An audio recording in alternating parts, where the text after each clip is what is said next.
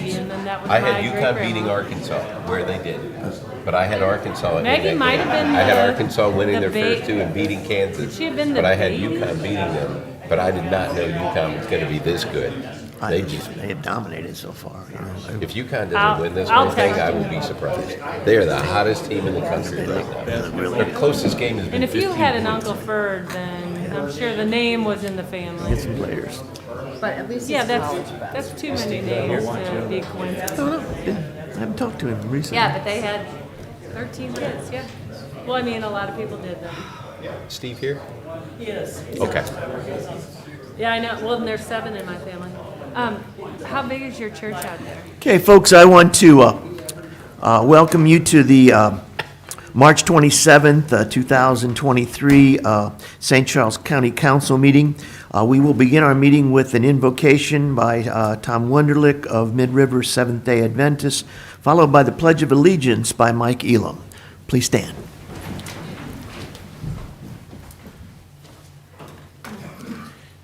Heavenly Father, as we are gathered here in humbleness, Lord, before you, Father, we want to praise you before we ask of anything, and thank you for being our God.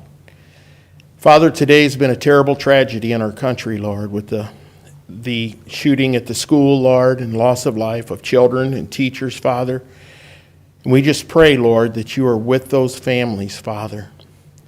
We pray now, Father, that your Holy Spirit is here, Father, that as these men and women make decisions, Lord, that you are always contacted first, Father, shall we say it that way, Lord, that thought is put into it, and that your knowledge and wisdom, Father, and Spirit, Father, leads them in all of their decisions, Lord. And we just love you so much, and we just ask you to bless each and every person on their way here and on their way home. And we thank you. In Jesus' holy name we ask. Amen. Amen. I pledge allegiance To the flag of the United States of America and to the republic for which it stands, one nation, under God, indivisible, with liberty and justice for all. All right, will you call the roll, please?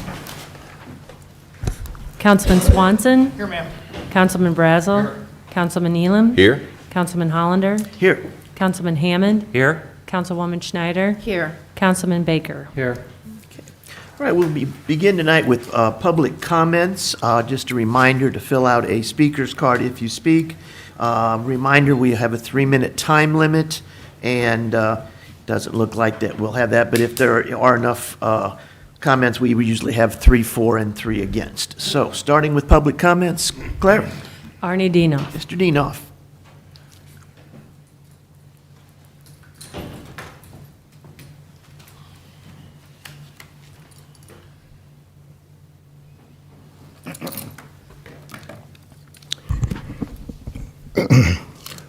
If you could please bear with me, I lost my voice, so it's been a difficult couple weeks.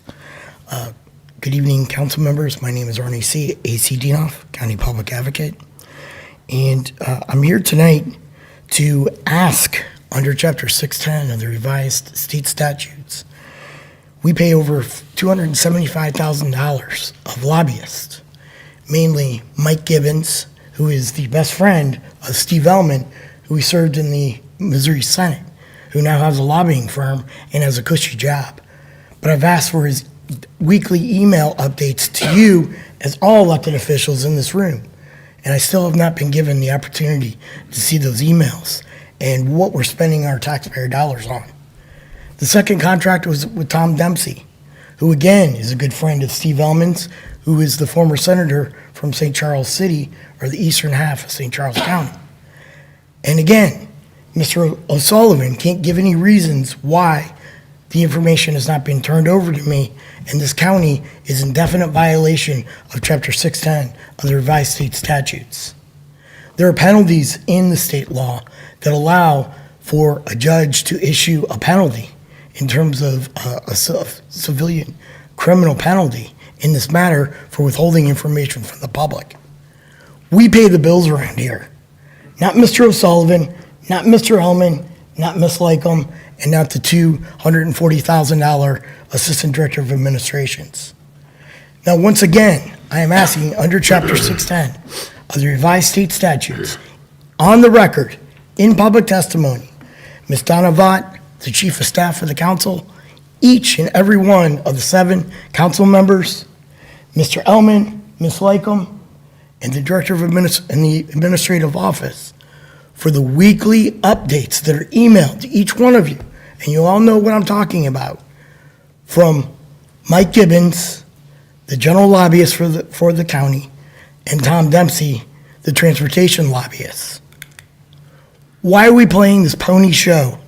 Why are we playing this political power game, back and forth tug of war? Are you trying to teach me a lesson? Do you think it's fun about greed, power, money, control, and access? Why keep our lobbyists secret and the information that they give to you secret? Because all the other lobbyists of all the other governments across Missouri, when I make a request, they timely, within 24 to 72 hours, divulge to that information and that report. We're talking about public information here. We're not talking about a war strategy to take on another country or another county or the state legislature.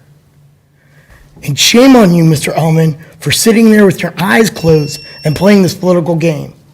Thank you, sir. Thank you. Wait. Claire. Dwayne Jansen. Mr. Jansen.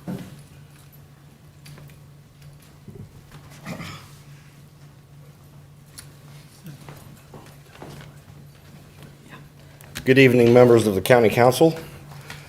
I have a couple of questions.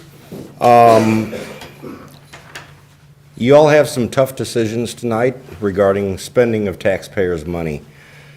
I'm seeing just ballpark figures that I found out 40 minutes, maybe an hour ago.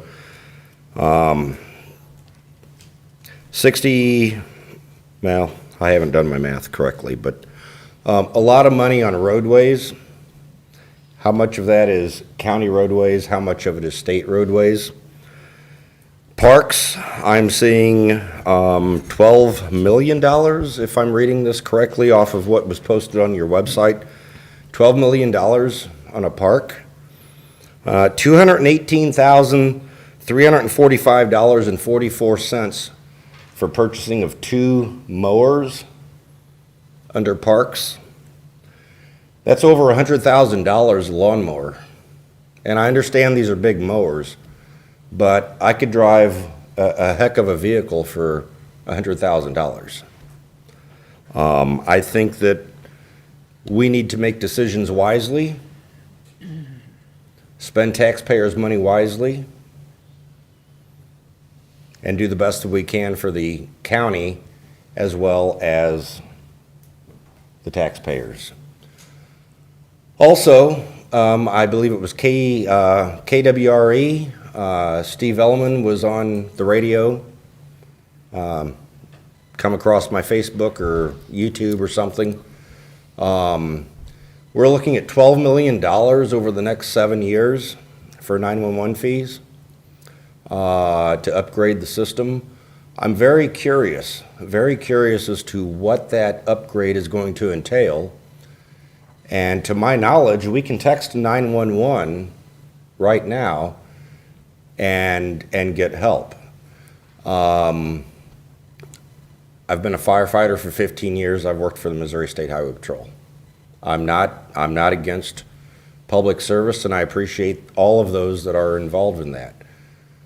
But $12 million is quite an upgrade, so I'm curious to see what that entails, all of the details, and I will be requesting more information on that through the Sunshine Law. Thank you. Thank you. Final speaker. Okay, thank you. All right, next on the agenda is an oral report from the county executive. Thank you, Mr. Chairman. We're going to have some information for you about our park system, but the first thing I just want to mention is Mrs. Knowles passed away a couple weeks ago. It's a shame. She was a very nice person and very, very generous, her and her husband, to us. And Spring Bend is now available for us to start working on. We've got a plan. I know you all have seen it in the past. If you want to see it, if you haven't looked at it for a while, or you want to see it for the first time, it's out there. And we will, of course, be coming with you and asking you for funding as we move forward. But I'm real excited. I think that that will be our easternmost park and will be very, very accessible for people in St. Charles and St. Peters. And again, when you look at that map we had a couple weeks ago, that really kind of puts us on the map just about everywhere in the county now. So you'll hear more about that. I'm going to yield the rest of my time to John, and he's going to make some introductions and talk about some of the great things that have been going on in our park system.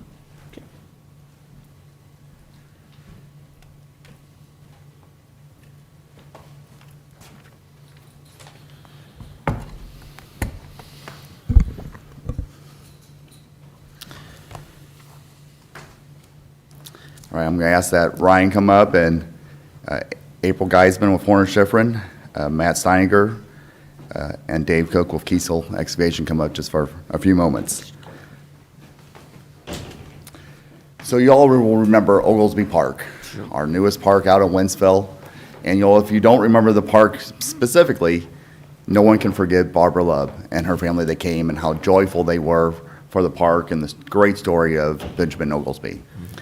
And a great story. Late last year, Ryan came to me and said, "John, we won an award for Oglesby Park."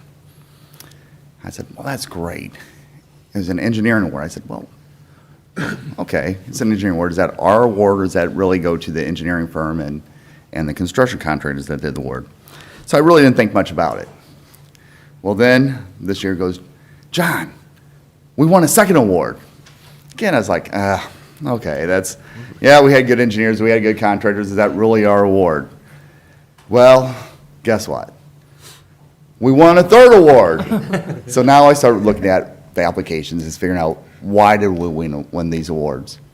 And it comes down to really a couple key things: partnership and quality of work. This project, the more you look at it, is not only a fantastic story about Benjamin Oglesby and the family and the descendants and the property, but really is a statement of what makes St. Charles great. Great teamwork and good local companies. Kiesel Excavating is located here in O'Fallon. Mike Steininger is the owner. His son is here with us, Matt. And then also Horner and Schifrin. Their main office is in St. Louis County, but guess what? They have an office here in O'Fallon, St. Charles, O'Fallon, Missouri. So two great companies. What started this project on the right foot, though, is we in our Parks Department have a lot of talented people. And so they put together a master plan that really became the framework of what the park was going to be.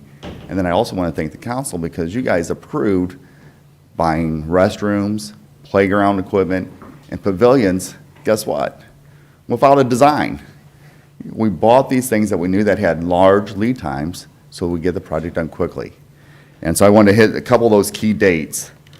The council last in 2012, March 14th, approved the contract with Horner and Schifrin, the design firm, to start design on this project. That was March 14th. 4 weeks later, actually less than 4 weeks, about 3, it was actually less than that. They put together the preliminary design set based upon quantities and a unique way of bidding the project. Generally we do a design, a bid, and a build. Well, we still did design, bid, build, but they did it in a process that used unit rates and quantities, and they did it very quickly. By April 4th, bid packets from Kiesel were due here, and the council approved that bid on April 11th, 7 days later. We all know that's very unique for the council, so we appreciate that. It's unique for us to get those projects back so quickly. By April 12th, 1 day later, Kiesel was on the site starting work, and if anyone went out there during construction, they had a bunch of work. So we thank Dave Cook for keeping that team running. They did a tremendous job working through bad weather. So also, why else did we win? Not only was it fast, not only was it innovative, but what happened is that Kiesel, when they realized, hey, there's going to be a long lead time on a pipe, maybe be a culvert pipe that was specified in design plans, they didn't just say, well, county, guess what, you're going to have to wait 4 weeks on this. They knew getting this park open by July 30th was important, so they went back to the designer and said, hey, we have in our yard, or we're able with our suppliers, do this type of pipe instead of what was specified. Is that acceptable?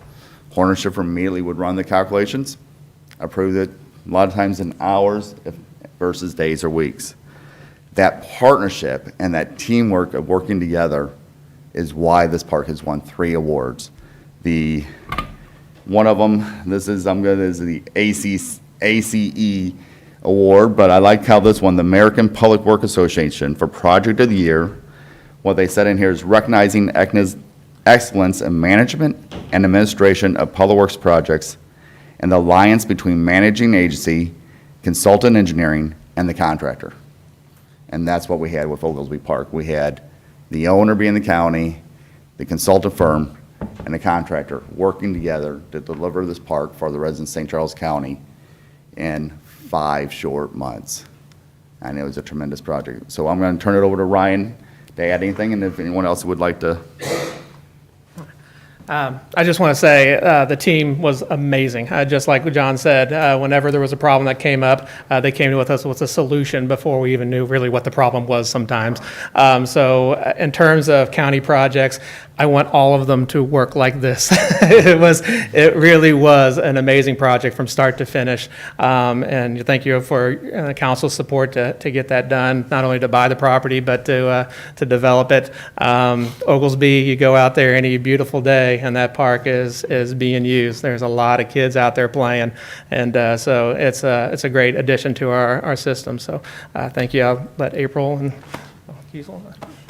I'm April Giesman with Horner and Schiffer, and I just want to take the opportunity to thank you for allowing us to be a part of this amazing project. Ryan was fantastic to work with.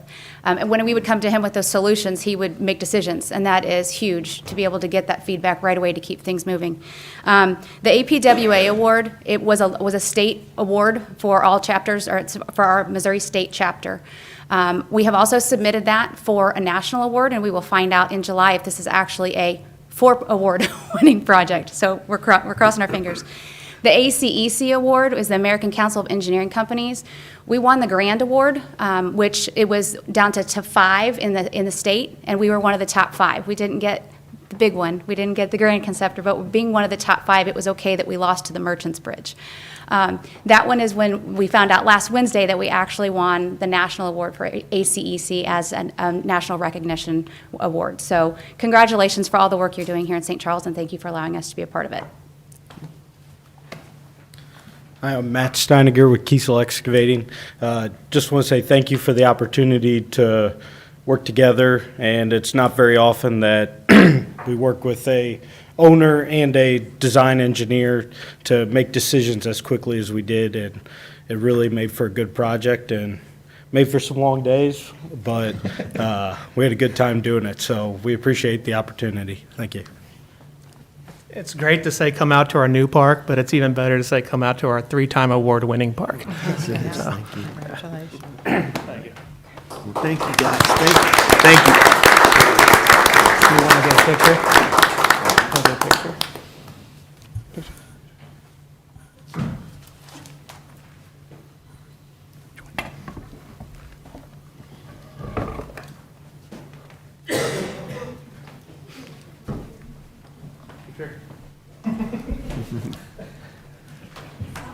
No.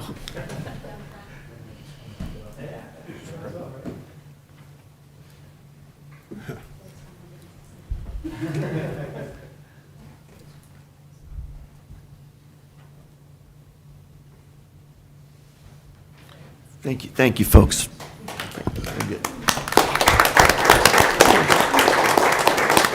That concludes my report, Mr. Chairman. Thank you. Wait. One more thing. Whoa. One more Go ahead. thing. Go ahead, Ryan. I'm going to guess by the back of the room, there's more. I just really quickly want to recognize one of our maintenance teams. You guys want to come up here and bring up our award here? So the Missouri Parks and Recreation Association every year hosts a maintenance rodeo. It's an odd name, but it's a way for maintenance teams from across the state to come together and compete and show their skills, essentially. So St. Charles County entered the maintenance rodeo, and one of our teams that is represented here came in first place within the rodeo. There were 14 maintenance teams from our eastern region of the state, and St. Charles County finished first and third overall. Two of our teams placed overall. The winning team here won 3 of the 6 events, so first place finishes, and St. Charles County won first, second, and third in construction and project assembly. So we swept an entire category, so we're pretty proud of that. But they got to come down to the Missouri Parks and Recreation Association's annual conference and receive their award. So with us is Wes Woods. He was our team captain who put the team together. Jacob Trost, he came in first place in the zero-turn lawnmower competition. Jimmy Clevens, who did our skid steer competition. And then Alan Imge, who was in our project assembly, and I think, was that? And the truck and trailer. Truck and trailer too, yeah. So it was great. It's a good way for all these maintenance teams to come together, not only trade information, meet each other, but to test their skills. And the maintenance teams are out there every day in snow and rain, and for them to go out and have one good day of competition and fun with each other, it's a good deal. So one thing that I'm also very proud of is Marilee Britton, the director in St. Charles City, and I last year recognized that the eastern side of the trophy was much smaller than the western side of the trophy. So we went together and built a new trophy, which is much bigger than the western side of the state. And one thing that you'll notice, there's 3 plaques on here. St. Charles County won it the first year, St. Charles City won it the second year, and we won it the third year. So this trophy's never crossed the Missouri River, and we're very proud of that. So thank you all. Just get paid that way.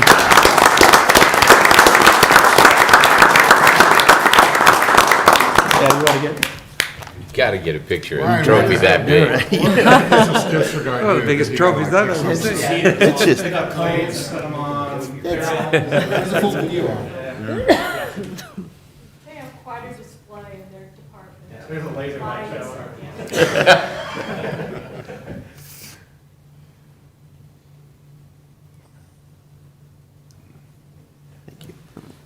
thank you, sir. Very good. Judge Jacob.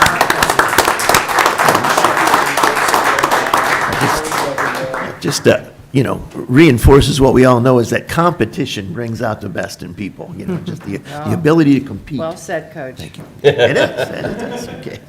All right. Let me just say congratulations. As you heard, this wasn't their first rodeo. It wasn't their first rodeo. Thank you, sir. All right, next up is the consent agenda. Are there any items to be removed from the consent agenda?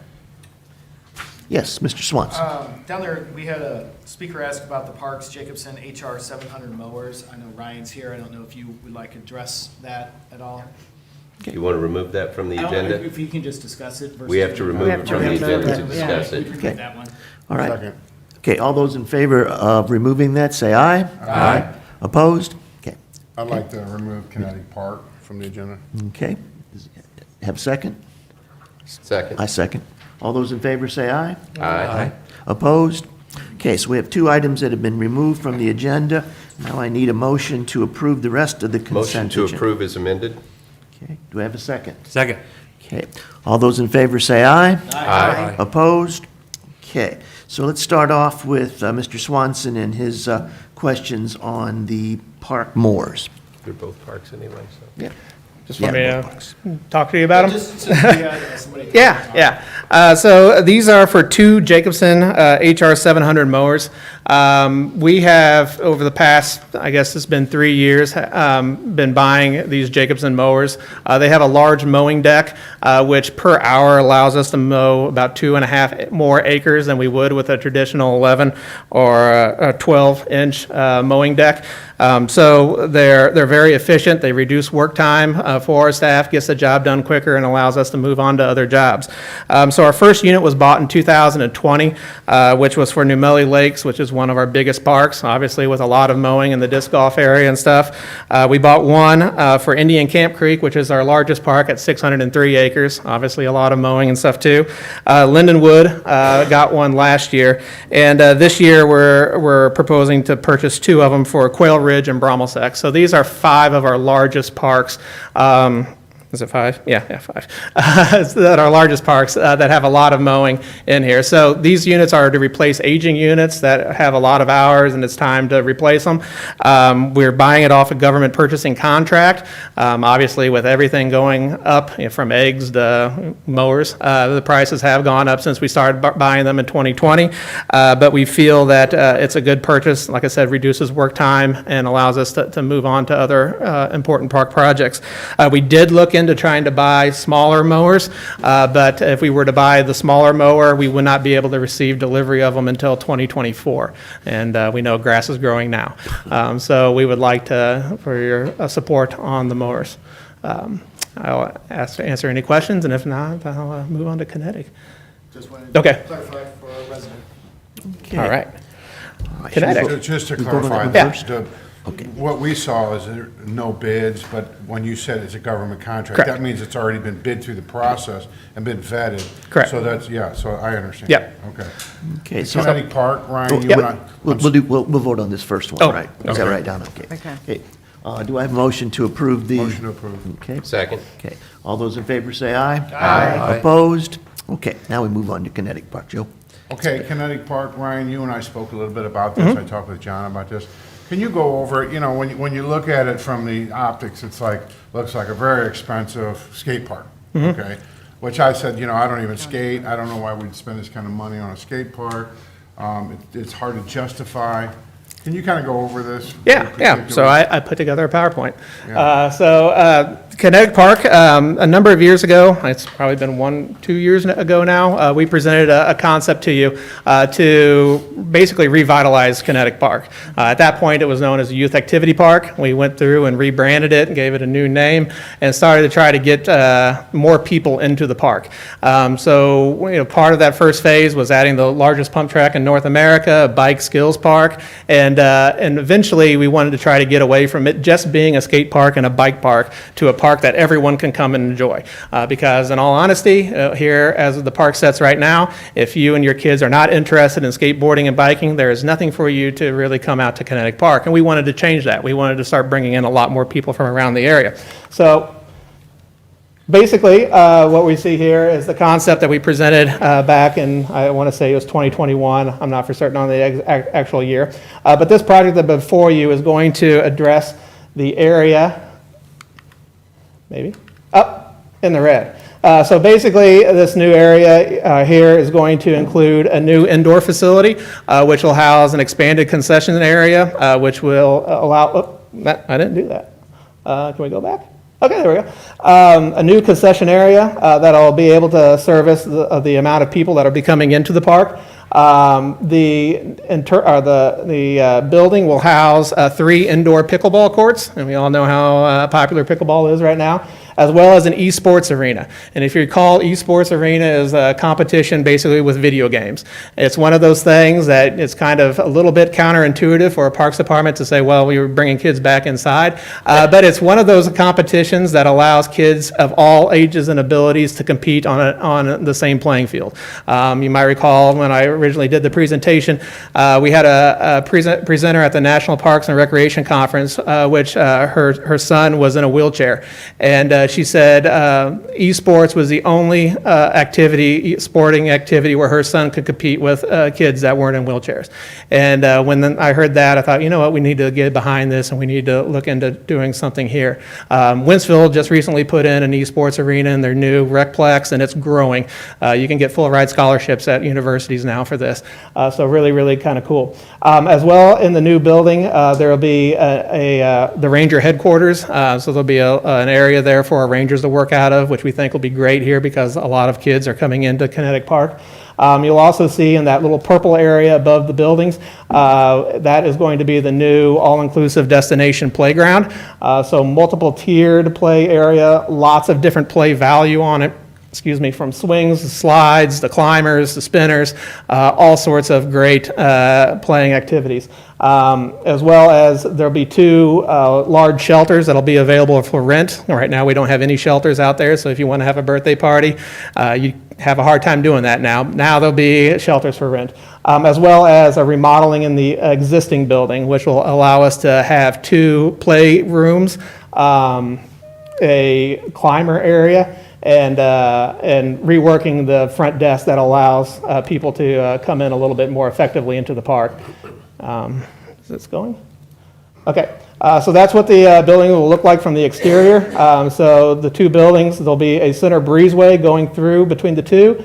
And then the 2 buildings that will separate. So people will come in there, check in at the little overhang right there in the front of the picture, go in between the 2 buildings to access the skate parks area, the biking area, and the playground. The pickleball courts will be inside that large room, about 4,000 square foot roughly, which will have doors that allow it to open and close through good weather. So one thing that there's sort of the overhang. The floor plan on it. So you can see kind of how we've programmed all these spaces. So we're getting a lot for this project that's really needed out here. One of the reasons why we feel that this is needed out here is when you look at, there you go. When you look at the location of Kinetic Park, you can see that there's 131,000 total people living in this area. So a heavy populated area, and this is within 5 miles of their house. So we think that if you build it, they will come, kind of thing. And we'll see a dramatic increase in visitors coming into the park. We'll see here if. So Kinetic Park attendance, as I said, we started this process with the idea to increase visitation into the parks, especially Kinetic Park. In 2017, we had 13,802, 2018, 6,359, 16,494, 56,921, you'll start seeing a trend here, 56,041, and then last year we went 126,000 people. So people are already starting to come out. We know that when we build this, it's going to appeal to a whole new demographic that we're not getting, and that attendance number is going to double, if not triple. So we're very confident in that. And then finally, looking at the park's annual attendance, it is a lot of money. The parks are really being used like never before. In 2017, we had 1.4 million people. 2018, 1.5 million people. 2019, 2.5 million. 4.5 million. Almost 4.5 million. And then another 4.3 million people. So our parks, like I said, are being used like never before. Kinetic Park is going to be a gym in the area, and it's going to appeal to a lot of people. So. Just one more comment. Yes. It was the budget was about 8 million, but I know with construction expenses and everything is over budget. Everything you did. And also some comments were made, via email or whatever, that why would the county spend $12 million on a park? Just to remind everybody, this is the park tax, and it has to be spent on parks, so it's not coming out of anything else. So it's a good thing. Okay. Any other questions? I would just point out that Lindenwood University has an esports team that is scholarship. So the kids who are on the esports team at Lindenwood are doing that, and they're talking about hosting a a big esports tournament there. So maybe we have a training No, thing going actually, I on. think right across the river at Maryville University, they've actually won the last 2 or 3 national championships in There you go. esports, so that's really quite close. So, Ryan, when will this be open? I forgot to ask that the other day. I can't really give you a good timeline right now. Hopefully it gets approved tonight and we start construction here soon. With the timeline on everything, supplies, chain issues and all that, I don't know. I don't have a good feel on it right now, but we're hoping sometime in 2024. Okay, thank you. Okay, any other questions? Nice job with parks. Yes. I need a. Award-winning parks. Yes. I need a motion to accept this particular item on the consent agenda. Make motion to approve? I'll second. Okay. All those in favor say aye. Aye. Opposed? Okay, thank you. All right. Next on our agenda is going to be the bills for final passage, which starting with bill number 5156. Bill number 5156, an ordinance approving first supplemental agreement with the Missouri Highways and Transportation Commission and Missouri Governor's Transportation Cost Share Program for conceptual design of improvements needed to reduce congestion at the interchange of Route I-64, I-70, US 61. Okay, questions or comments on bill 5156? Seeing none, please call the roll. Bill number 5156, an ordinance approving first supplemental agreement with the Missouri Highways and Transportation Commission and Missouri Governor's Transportation Cost Share Program for conceptual design of improvements needed to reduce congestion at the interchange of Route I-64, I-70, US 61. Councilman Swanson? Yes, ma'am. Councilman Brazel? Yes. Councilman Elam? Yes. Councilman Hollander? Yes. Councilman Hammond? Yes. Councilwoman Schneider? Yes. Councilman Baker? Yes. Okay, bill number 5156 passes. The next bill for final passage is bill number 5157. Bill number 5157, an ordinance authorizing the non-binding projected tax rates of the county for the general revenue fund and for various special funds of and for the county of St. Charles, Missouri for the fiscal year 2023 in order to develop the notice of projected tax liability to accompany the assessor's notice of assessed value, all as mandated by Senate Bill 711, 2008. Okay. Questions or comments? Seeing none, please call the roll. Bill number 5157, an ordinance authorizing the non-binding projected tax rates of the county for the general revenue fund and for various special funds of and for the county of St. Charles, Missouri for the year 2023 in order to develop the notice of projected tax liability to accompany the assessor's notice of assessed value, all as mandated by Senate Bill 711, 2008. Councilman Brazel? Yes. Councilman Elam? Yes. Councilman Hollander? Yes. Councilman Hammond? Yes. Councilwoman Schneider? Yes. Councilman Baker? Yes. Councilman Swanson? Yes, ma'am. Okay, bill number 5157 passes. The next bill for final passage is bill 5158. Bill number 5158, an ordinance authorizing the county executive to execute a nursing student affiliation agreement with St. Charles Community College and School of Nursing and Allied Health. Questions or comments? Seeing none, please call the roll. Bill number 5158, an ordinance authorizing the county executive to execute a nursing student affiliation agreement with St. Charles Community College and School of Nursing and Allied Health. Councilman Elam? Yes. Councilman Hollander? Yes. Councilman Hammond? Yes. Councilwoman Schneider? Yes. Councilman Baker? Yes. Councilman Swanson? Yes, ma'am. Councilman Brazel? Yes. Bill number 5158 passes, and the final bill for final passage is bill number 5159. Bill number 5159, an ordinance authorizing the county executive to execute a field site affiliation agreement with Truman State University. Questions or comments? Seeing none, please call the roll. Bill number 5159, an ordinance authorizing the county executive to execute a field site affiliation agreement with Truman State University. Councilman Hollander? Yes. Councilman Hammond? Yes. Councilwoman Schneider? Yes. Councilman Baker? Yes. Councilman Swanson? Yes, ma'am. Councilman Brazel? Yes. Councilman Elam? Yes. Okay, bill number 5159 passes. Now we move to bills for introduction, beginning with bill number 5160. Bill number 5160, requested by John Lyons, sponsored by Tim Baker. An ordinance amending Section 310.010, Procedures for Traffic Regulations, and establishing emergency road regulation powers, ordinances of St. Charles County, Missouri. Okay, questions or comments on this particular bill?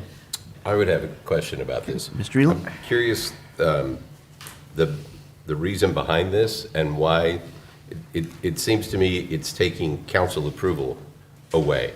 So I would just ask for why are we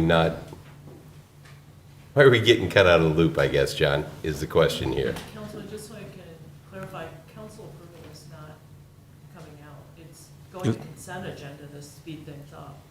Okay. But it's not taking the council out of the process. Sorry, I read it wrong. Yeah. That's not how I was interpreting the way it was laid out, so, sorry.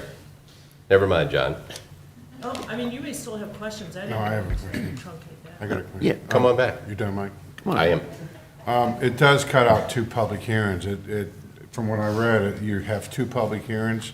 You're eliminating that. Is that correct? One.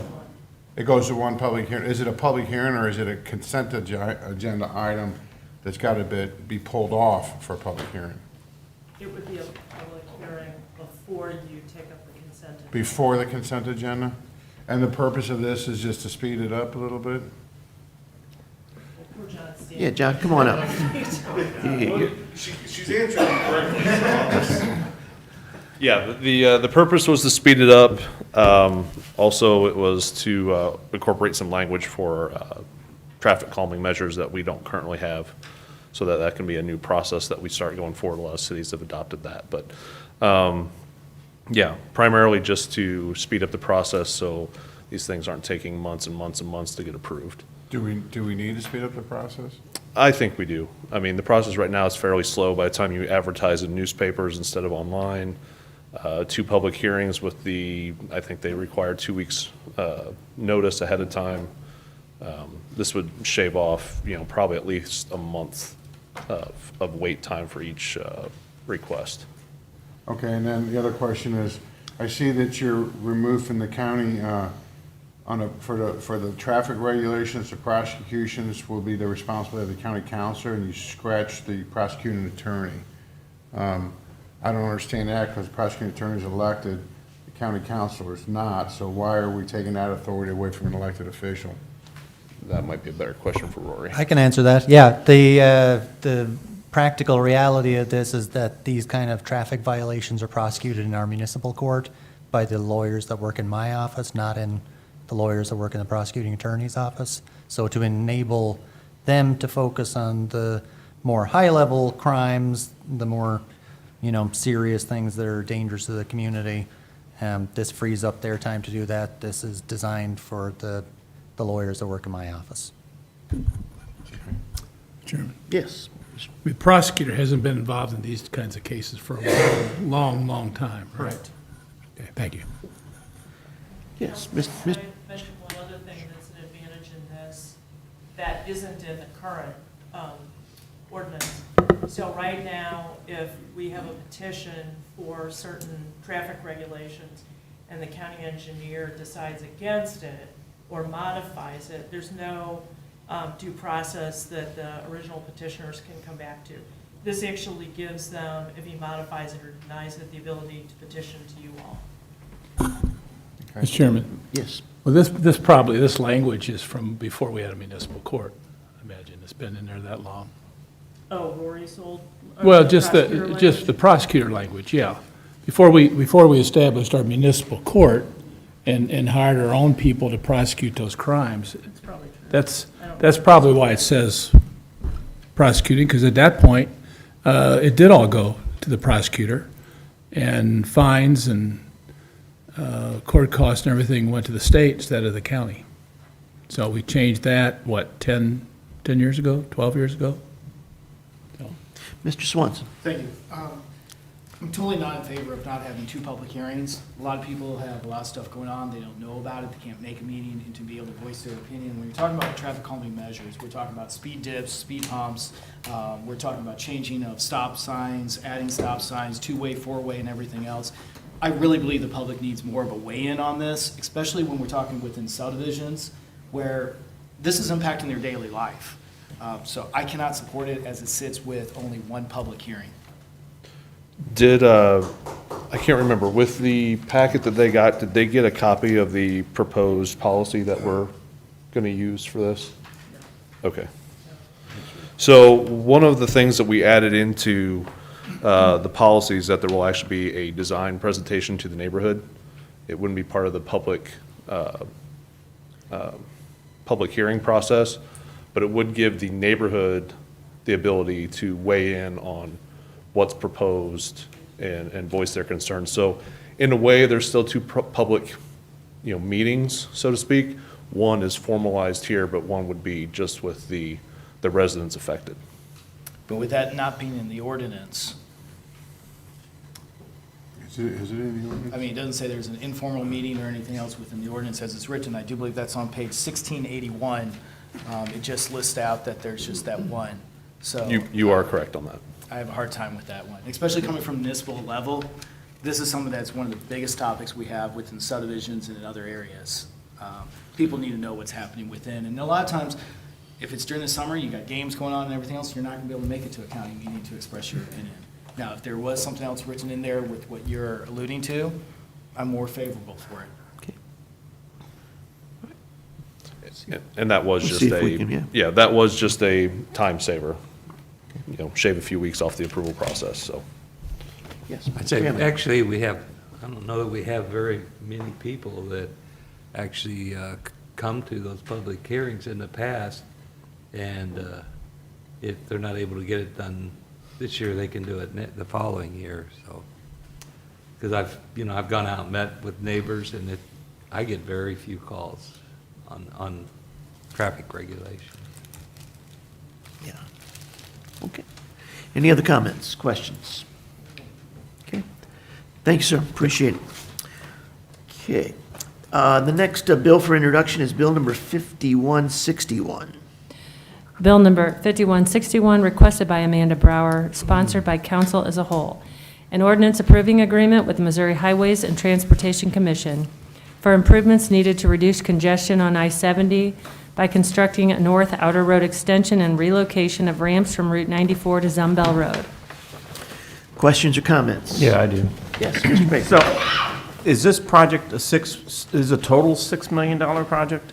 And if so, is the county paying all of it and getting reimbursed by MoDOT or partially getting reimbursed by MoDOT? Okay, Amanda's hustling up here.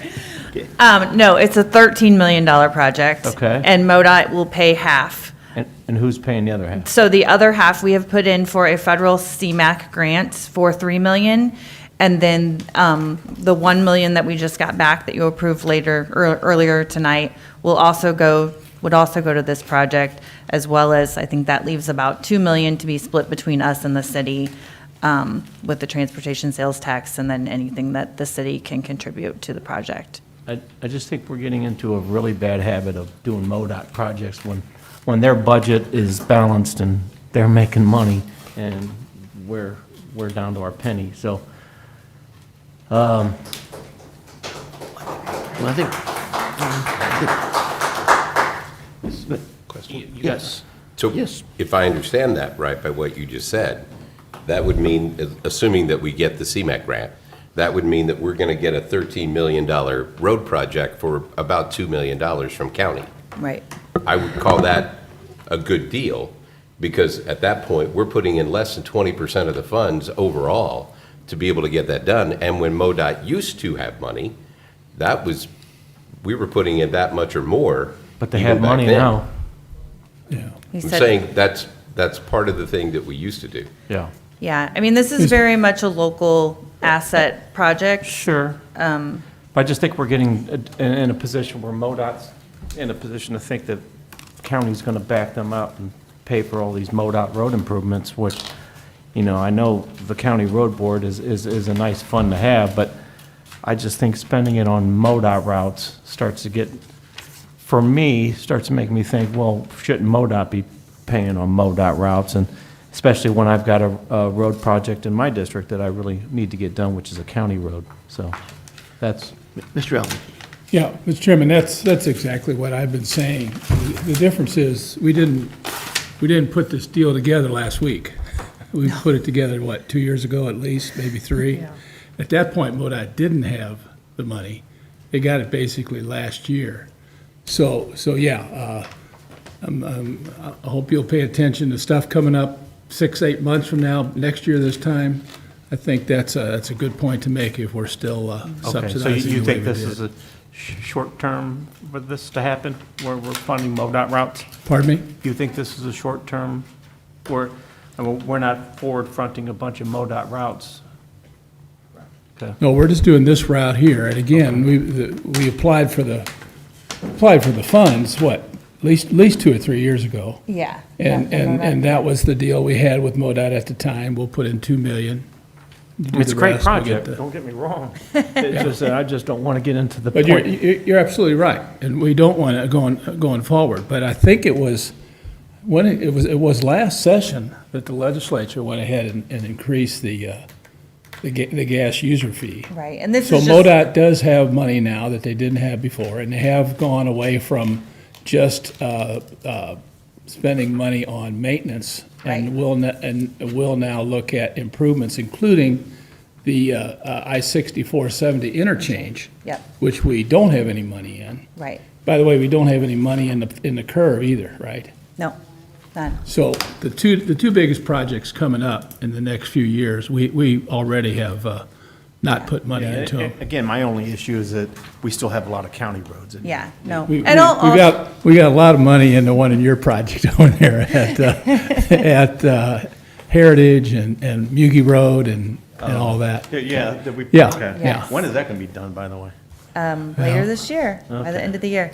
I'll also note too that, this is a kind of a quick timeline project. We're trying to get this constructed by next year. So like Steve said, it's kind of been in the works. And MoDOT's STIP, they did say that they're not going to probably be able to fund new projects, even though they have a lot of money because of construction costs. They've been doing things so much over budget that they're going to also be just rolling back in for next year. So we're all trying to work through all this stuff that's going on, and hopefully we work our way out of it and we can start focusing on our county roads. And, I mean, we are focused on our county roads now, but more of that can go there. So Thanks, we're Amanda. definitely working hard on that. Okay. Okay, thank you. Any other questions or comments? Okay, next bill for introduction is Bill number 5162. Bill number 5162, requested by Lori Myers, sponsored by council as a whole. An ordinance authorizing the county executive to accept from the Office of Workforce Development of the Department of Higher Education and Workforce Development $20,000 of Workforce Innovation and Opportunity Act discretionary funds available to the St. Charles County Department of Workforce Development in order to provide training to at least 10 eligible adult and/or dislocated workers. Questions or comments on Bill 5162? Okay, seeing none, that completes bills for introduction. Any tabled bill to be brought forward? Okay, seeing none, how about announcements miscellaneous by any council member? Seeing none, Motion to adjourn. Second. We are adjourned. Thank you, folks. So, Mr. Steve.